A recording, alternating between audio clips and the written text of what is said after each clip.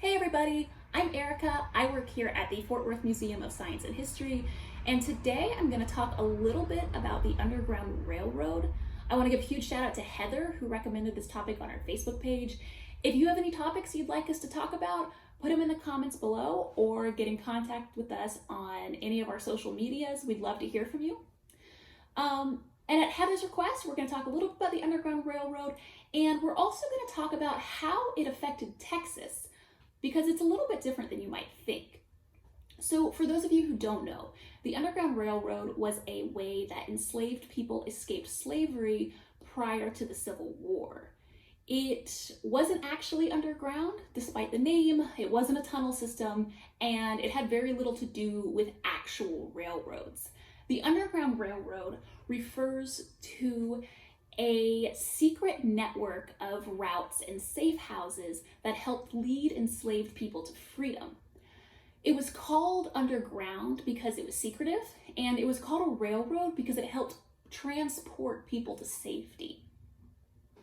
The people who helped enslaved people escape using the Underground Railroad were called conductors, going along with that train metaphor.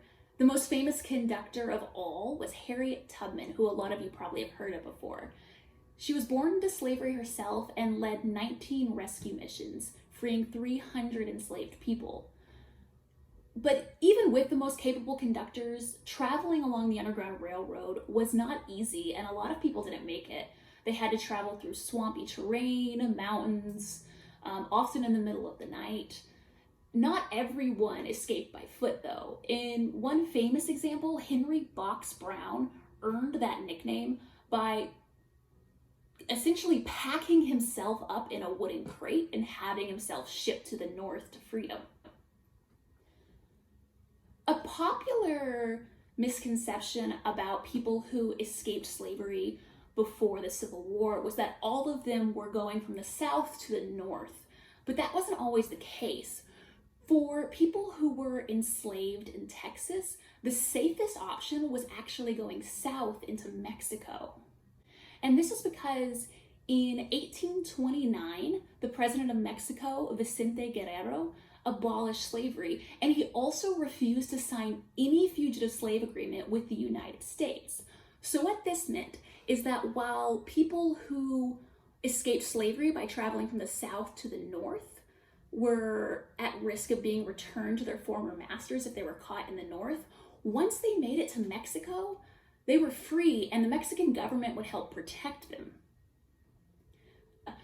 Because of this, between 1820 and 1855, an estimated 5,000 people escaped slavery by traveling over the Rio Grande River into Mexico, and the Mexican government helped protect their freedom.